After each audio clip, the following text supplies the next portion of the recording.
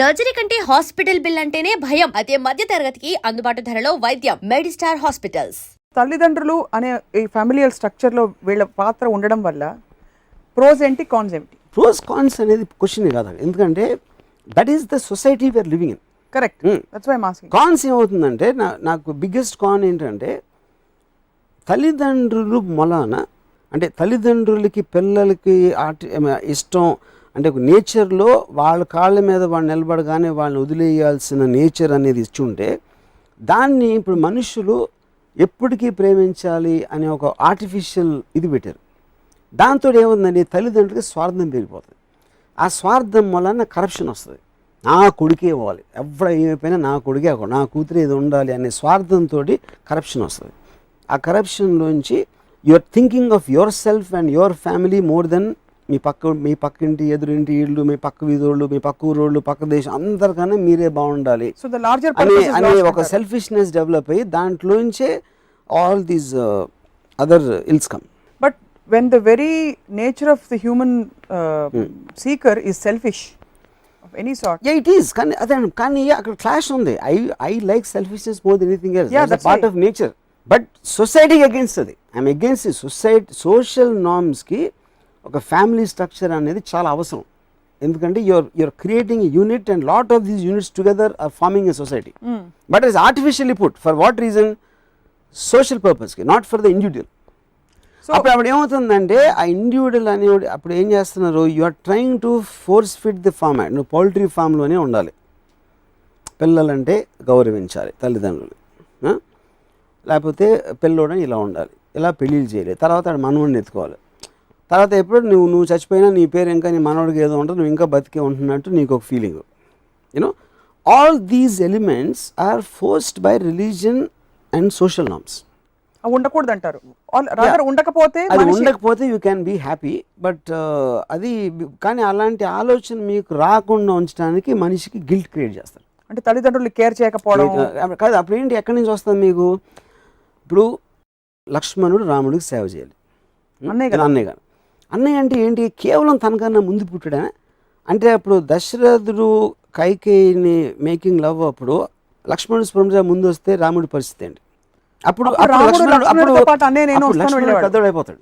అవును, ఏంటి by the individual.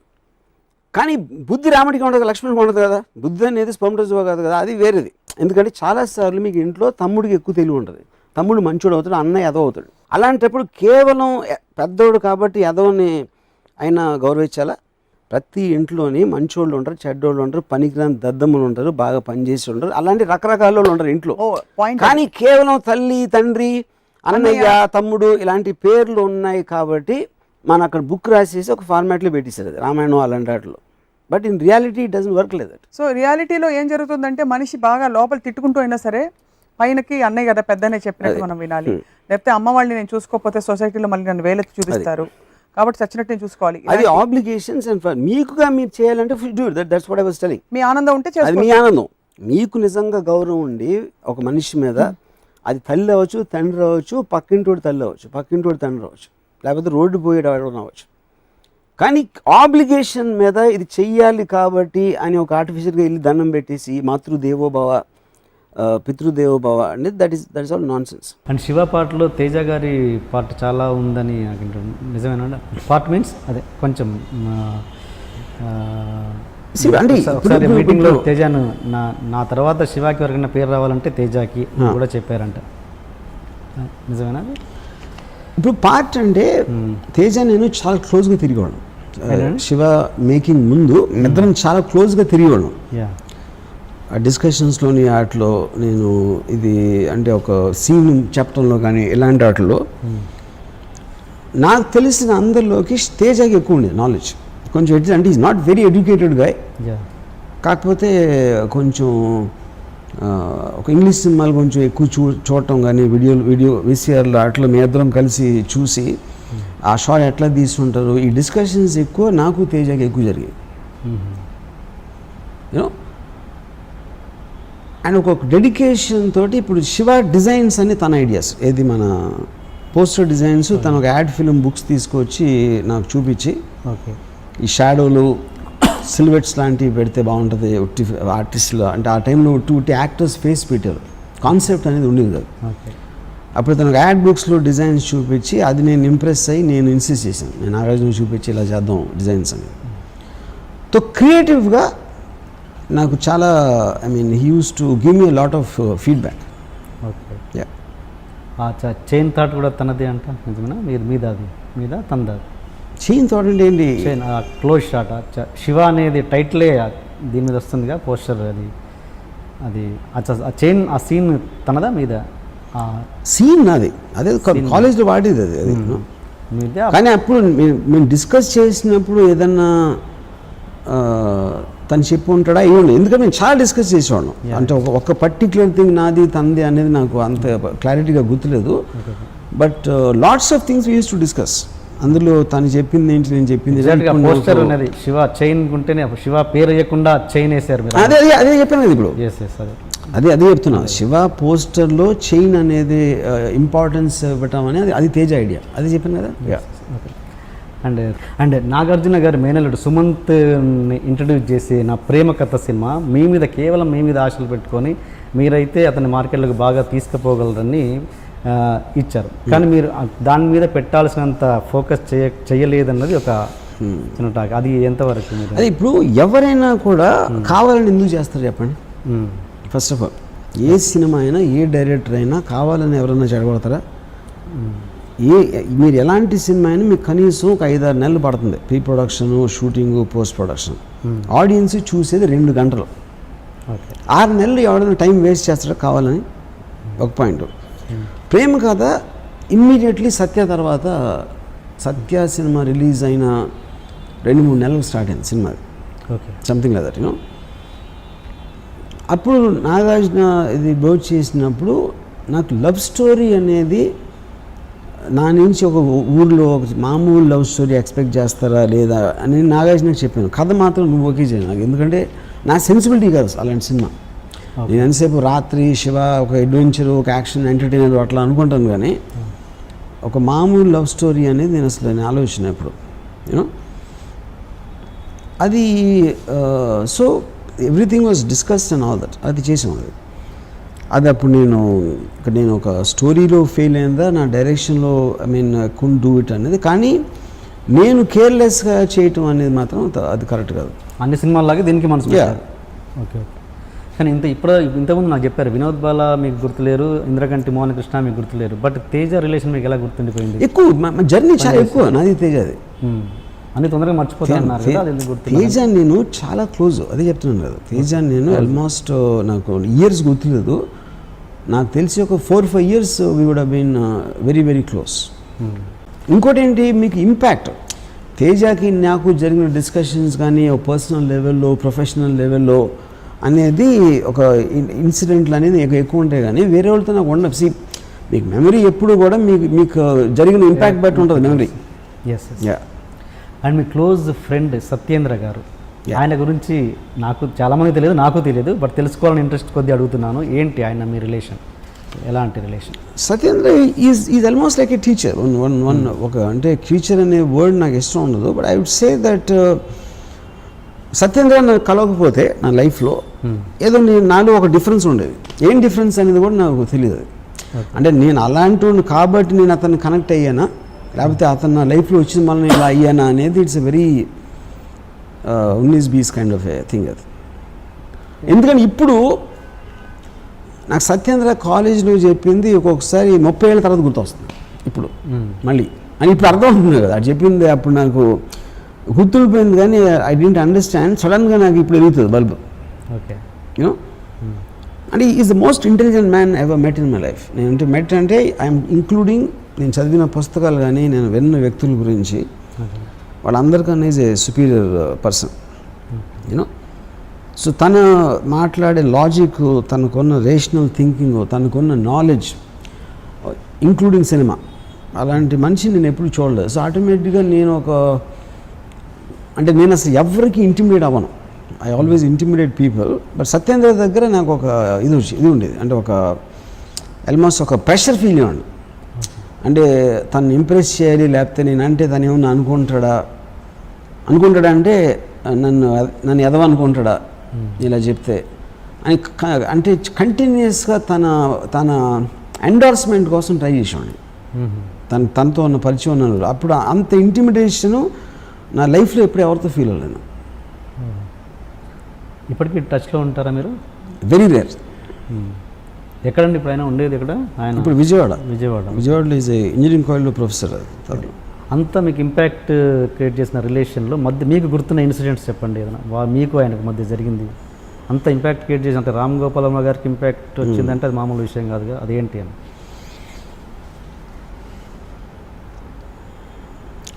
ఒకరోజు నేను విజయవాడలో ఊర్వశి థియేటర్లో పాపియాన్ సినిమా ఇవ్వడానికి వెళ్ళాం ఎదరం. Satyendra already popular. ఇది కాలేజ్లో ఈ was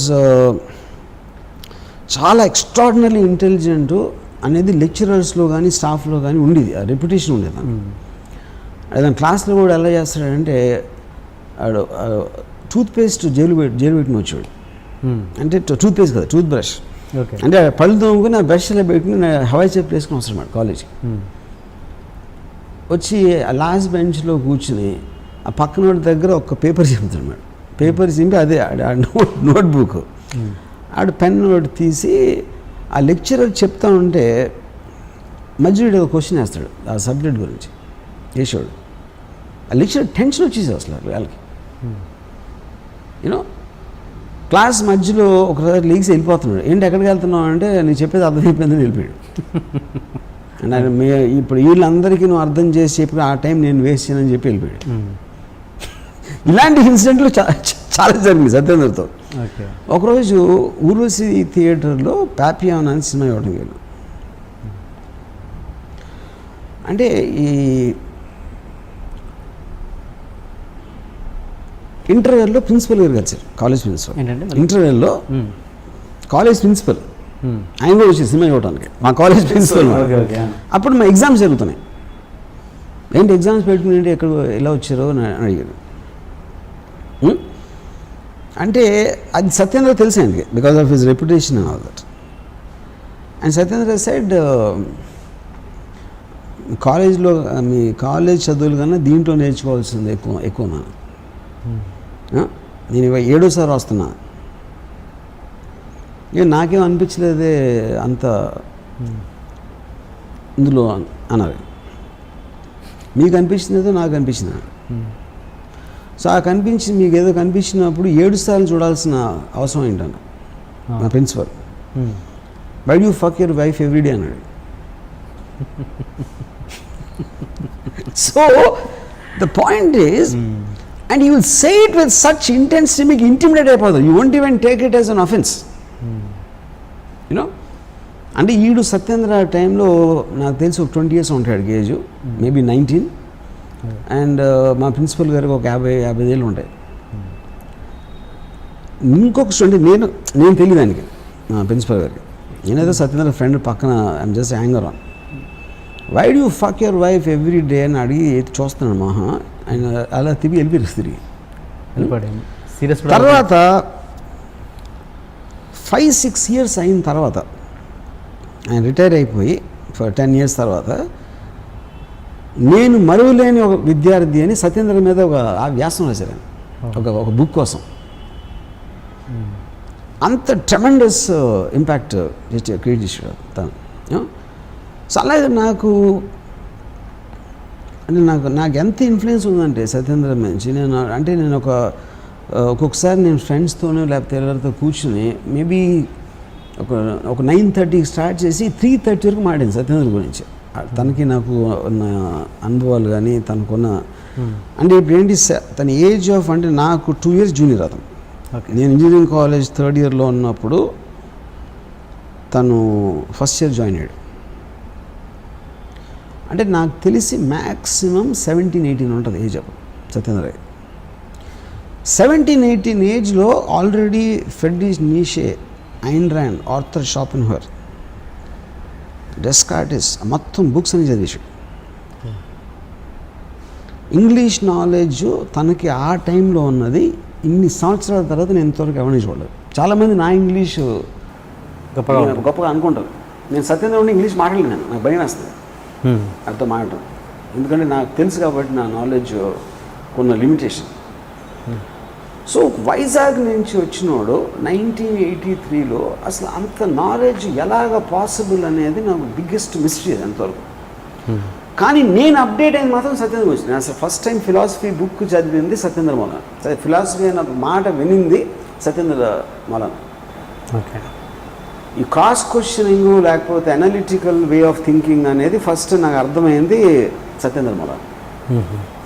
so that impact is tremendously there on.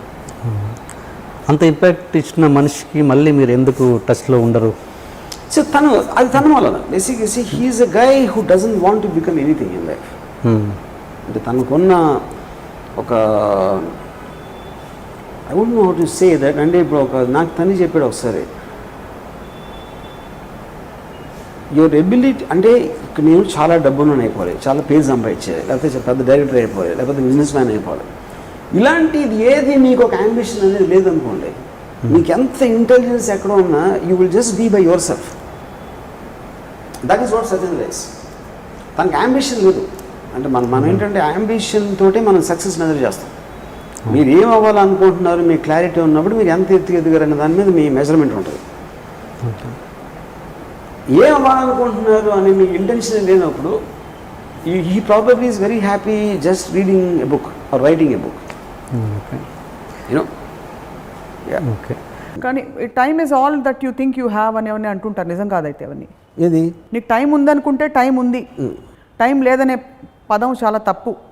That is a whole dichotomy. ఇప్పుడు నాకు పాయింట్, సపోజ్ టైం ఎంత ఇంపార్టెంట్ అంటే మనం మామూలుగా ఒక యావరేజ్ లైఫ్ ఎక్స్పెక్టెన్సీ ఉదాహరణకి 100 years అనుకోండి.